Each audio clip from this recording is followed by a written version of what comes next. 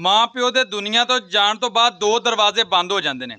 ਅਗਰ ਮਾਂ ਦੁਨੀਆ ਤੋਂ ਚਲੀ ਜਾਵੇ ਤੇ ਇੱਕ ਦੁਆ ਦਾ ਦਰਵਾਜ਼ਾ ਬੰਦ ਹੋ ਜਾਂਦਾ ਜਿਹੜੀ ਹਰ ਵਕਤ ਆਪਣੇ ਬੱਚਿਆਂ ਵਾਸਤੇ ਕਰਦੀ ਏ, ਤੇ ਦੂਸਰਾ ਜੰਨਤ ਦਾ ਦਰਵਾਜ਼ਾ ਬੰਦ ਹੋ ਜਾਂਦਾ। ਇਸੇ ਤਰ੍ਹਾਂ ਜਦੋਂ ਪਿਓ ਦੁਨੀਆ ਤੋਂ ਚਲਾ ਜਾਵੇ ਦੋ ਦਰਵਾਜ਼ੇ ਬੰਦ ਹੋ ਜਾਂਦੇ ਨੇ। ਇੱਕ ਹਰ ਵਕਤ ਜਿਹੜਾ ਪਿਓ ਦੁਆ ਕਰਦਾ ਕਿ ਮੇਰੇ ਨਾਲੋਂ ਮੇਰੀ ਔਲਾਦ ਜ਼ਿਆਦਾ ਤਰੱਕੀ ਕਰੇ। ਦੂਸਰਾ ਉਹ ਦਰਵਾਜ਼ਾ ਬੰਦ ਹੋ ਜਾਂਦਾ ਕਿ ਤੁਹਾਨੂੰ ਹਮੇਸ਼ਾ ਡਾਂਟ ਡਪਟ ਕਰਦਾ, ਬੁਰੇ ਤੋਂ ਰੋਕਦਾ ਤੇ ਸੱਚੇ ਪਾਸੇ ਲਾਉਂਦਾ। ਜਦੋਂ ਪਿਓ ਦੁਨੀਆ ਤੋਂ ਚਲਾ ਜਾਂਦਾ ਉਦੋਂ ਰੋਂਦੇ ਨੇ ਕਈ ਬੱਚੇ ਬਹੁਤ ਜ਼ਿਆਦਾ, ਲੇਕਿਨ ਉਦੋਂ ਰੋਣ ਦਾ ਕੋਈ ਫਾਇਦਾ ਨਹੀਂ ਅਗਰ ਤੁਸੀਂ ਮਾਂ ਪਿਓ ਦੇ ਜ਼ਿੰਦਿਆਂ ਉਹਨਾਂ ਦੀ ਜ਼ਿੰਦਗੀ ਤੋਂ ਫਾਇਦਾ ਨਹੀਂ ਚੁੱਕਿਆ। ਟੁਰ ਜਾਣ ਤੋਂ ਬਾਅਦ ਪਤਾ ਲੱਗਦਾ ਕਿ ਪੂਰੀ ਦੁਨੀਆ ਦਾ ਸੱਚਾ ਇਨਸਾਨ ਮੇਰਾ ਪਿਓ ਸੀ, ਬਾਕੀ ਉਹਨਾਂ ਸੱਚ ਤੁਹਾਡੇ ਨਾਲ ਕੋਈ ਬੰਦਾ ਵੀ ਨਹੀਂ ਬੋਲਦਾ। ਮੈਂ ਇਸ ਤੋਂ ਕਰਕੇ ਆਨਾ ਕਿ ਅਗਰ ਮਾਂ ਪਿਓ ਜ਼ਿੰਦਾ ਤੇ ਉਹਨਾਂ ਦੀ ਕਦਰ ਕਰੋ, ਉਹਨਾਂ ਕੋਲੋਂ ਕੋਈ ਸਿੱਖੋ, ਉਹਨਾਂ ਕੋਲੋਂ ਦਵਾ ਲਵੋ। ਤੁਹਾਡੇ ਵਾਸਤੇ ਬਿਹਤਰੀ ਵਾਸਤੇ ਹਮੇਸ਼ਾ ਤੁਹਾਡਾ ਮਾਂ ਪਿਓ ਹੀ ਸੋਚਦਾ। ਮਗਰੋਂ ਰੋਣ ਦੇ ਉੱਤੇ ਸਿਰਫ ਅਫਸੋਸ ਹੈ, ਤੁਹਾਡੇ ਅਫਸੋਸ ਦੇ ਉੱਤੇ ਵੀ ਮੈਨੂੰ ਅਫਸੋਸ ਹੈ।